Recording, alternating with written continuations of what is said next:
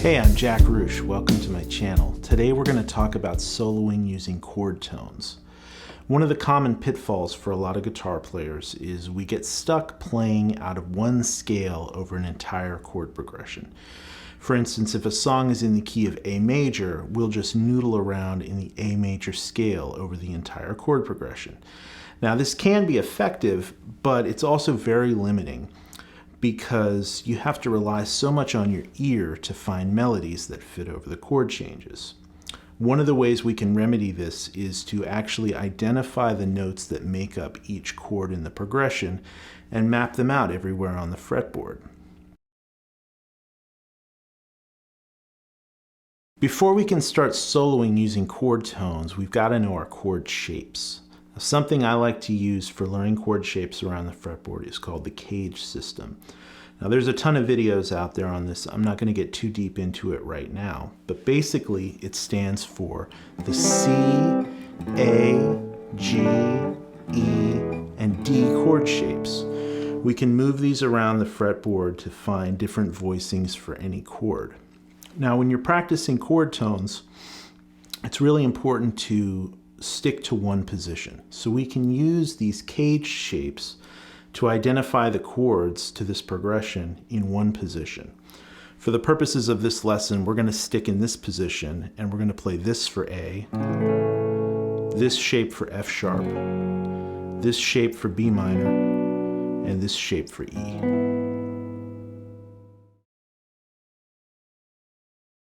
Now that we've found the chord shapes that we're working with, we can play through the arpeggios that fit with each one of these chord shapes.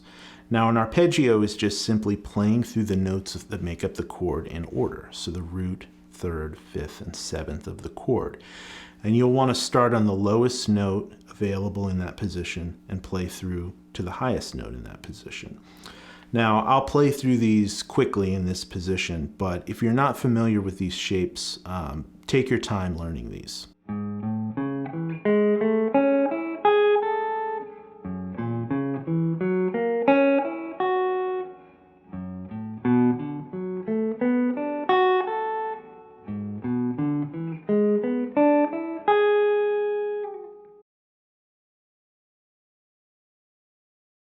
Okay, so one really useful exercise we can do with arpeggios is this voice leading exercise. What we're going to do is play through the arpeggio shapes in time with the song. And as the chord changes happen, we're going to seamlessly transition from one arpeggio to the next. Now in this song, the chord changes last for one measure each, and we're going to play eighth notes. So we'll play 8 notes for the first arpeggio, and then wherever we end up, we'll use that to pivot to the next arpeggio shape. Now there's a ton of variations you can do on this, depending on what note you start on, whether you move ascending or descending through the arpeggio shape. But I'll play one example now. I'm going to start out ascending from the major 7th of the A chord, and then move through all the chords in the progression.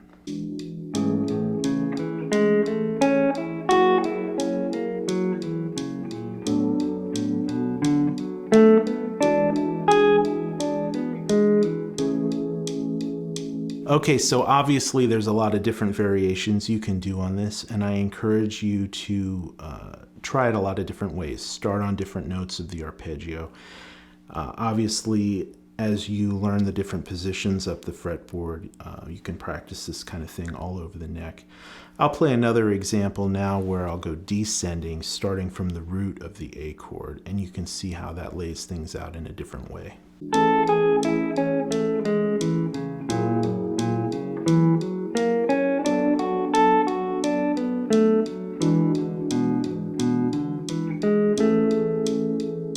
So this is a great exercise for really learning your arpeggios inside and out.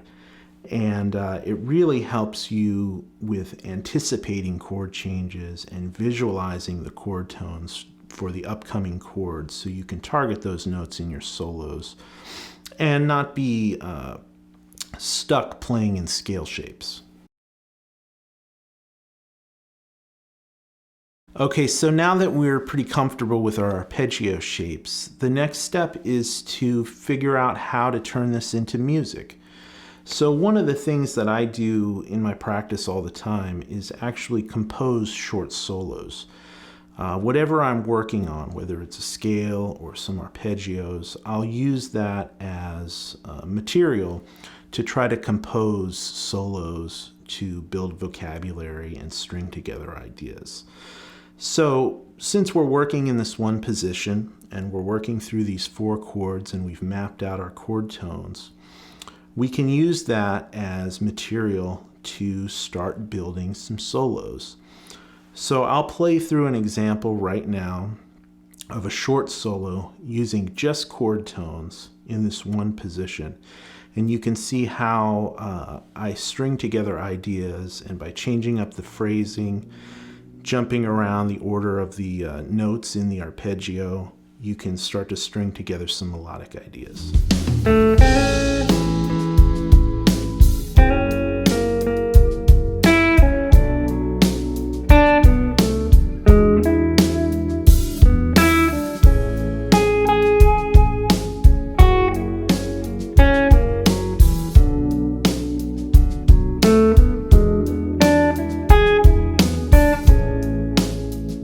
Okay, so one last thing I'm going to touch on real quick before we go here is moving beyond the chord tones. So far in this lesson, we've been sticking with just the notes that make up the chords. And this is really great for breaking out of that sort of key center scale type thinking and really start honing in on the notes that make up each chord and really playing things that live inside of the changes. But one of the things that I like to add to this, once you get comfortable playing just chord tones, is actually adding some chromatic notes to tie some of these things together. You can get a lot of mileage just out of chord tones and adding some chromatic notes to it. So I'm going to play one last little solo example where I stick to mostly chord tones, targeting those notes in the important spots, but I'm going to tie it together with some interesting chromatic notes to give it a little more flavor.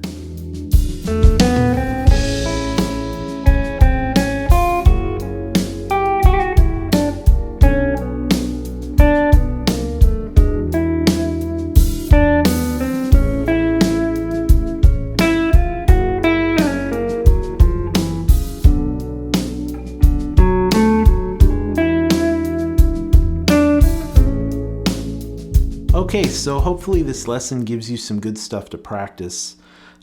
This approach to playing and this way of practicing it was a real game changer for me.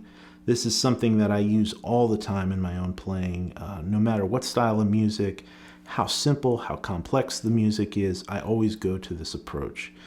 So as always, thank you guys for watching. Please like, subscribe, leave a comment, all that stuff. I'd love to hear from you, and I'll catch you next time. Take care.